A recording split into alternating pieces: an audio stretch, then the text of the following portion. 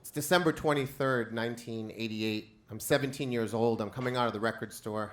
My friend Pat sees me. He asks me what's in the shopping bag I'm holding. I tell him it's a concert t-shirt. It's a Christmas present for Benji, our friend, and my best friend. Pat looks at me a little funny, and Pat's only 14 at the time, but he's already cooler than I will ever be in my entire life. So when he looks at me like that, I always pay attention.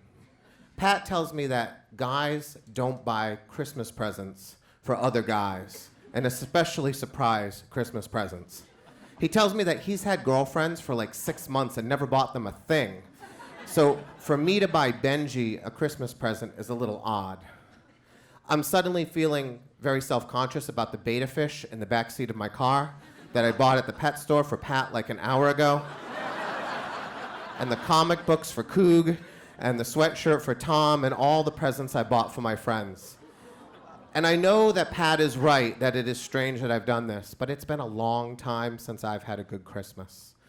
My parents, my absentee, the combination of my absentee mother and my evil stepfather and their failing marriage and no money has made every Christmas for years just a misery.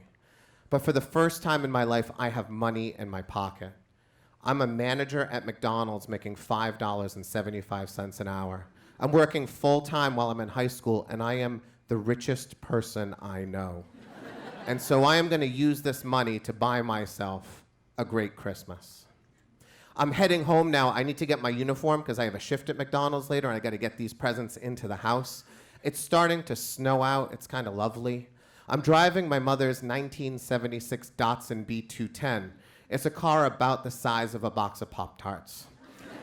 I'm coming around a corner and I'm heading down a hill when my car starts to slide into the opposite lane. I look up and I see a white Mercedes-Benz coming right at me. They say that in moments like this, time will like freeze for them or slow down, and it is absolutely true. In the 3 seconds it takes before our two cars hit head-on, I have exactly 3 thoughts. The first is, I'm not wearing my seatbelt. And I always wear my seatbelt.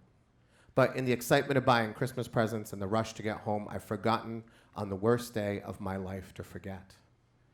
My second thought is, in moments like this, I've been told to steer into the skid, but it occurs to me, I don't know what the hell that really means. And I still don't know to this day. And my third thought is just one sentence. It's 5 words long, and I say it aloud. This is going to suck. And it does. When our cars hit, I'm thrown forward, my head crashes through the windshield. My chin catches the steering wheel, and the entire bottom row of my teeth come flying out into my mouth. My legs come forward, and my right leg becomes embedded in the air conditioning unit down to the bone. And my left leg hits the emergency release brake. It knocks the handle off, but it skewers my left leg. It's all over in a second, and then shock descends upon me, and I feel no pain or fear. I climb out of the car. I'm sort of crumpled next to the car, and the woman in the Mercedes gets out, and she's completely unharmed until she sees me, and then she vomits and passes out. The first people to arrive at the scene, it's a pickup truck full of teenagers, and a kid about my age gets to me first, and he lies me down in the mud and the snow. He gives me a look over, and then he says, "Dude, you're fucked." It is the most accurate medical assessment that I will receive that day. A police officer arrives, he puts a coat on me, and I've got broken ribs, so it feels like 1,000 pounds. I'm looking up at a white sky, and the snow's falling, and I eventually close my eyes. When I woke up again, I'm in an ambulance. There's a woman straddling my hips, and she is pounding on my chest, which is now on fire.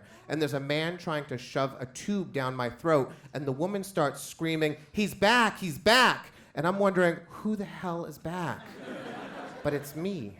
I find out later that my heart stopped beating, and I stopped breathing for about a minute. No white light. When I get to the emergency room, the doctors get to work on me right away. They're picking out glass. They're getting my legs ready for surgery. They're wiring my teeth down. A nurse comes over and asks me for my phone number, and I give her my parents' number, and then I give her the number for McDonald's, because I'm supposed to be working that night. And she sort of scoffs at it, but I say, no, like, I was dead 20 minutes ago, but that drive-thru does not run well without me, and they're gonna have to get someone in. And bless her heart, she calls McDonald's. My parents, they don't show up. I find out later that when they heard I was stable, they go to check the car out first. And I'm waiting for a surgeon because it's December 23rd and they're hard to find. And I'm waiting and I'm feeling alone. But I'm not alone, because when I called McDonald's to tell them I was out, those people started calling other people. And the waiting room is now filling up with 16 and 17 and 18-year-old kids and one 14-year-old boy. And my friend Benji is the first one to arrive. And they can't come into the emergency room to see me because they're not family, but they roll my gurney to the other side of the emergency room and they open a door. And one by one, each one of my friends stands in the door and they wave and they give me the thumbs up and they say stupid things to make me laugh. Benji never gets his concert t-shirt and Coog never gets his comic books, and the beta fish is the only casualty of the car accident that day. But it turns out that Pat is wrong, because you can give your friends Christmas presents, because they give me the best one I've ever received. They give me family. And until I meet my wife 15 years later, they're the only family that I have. And it turns out they're the only family that I need. Thank you.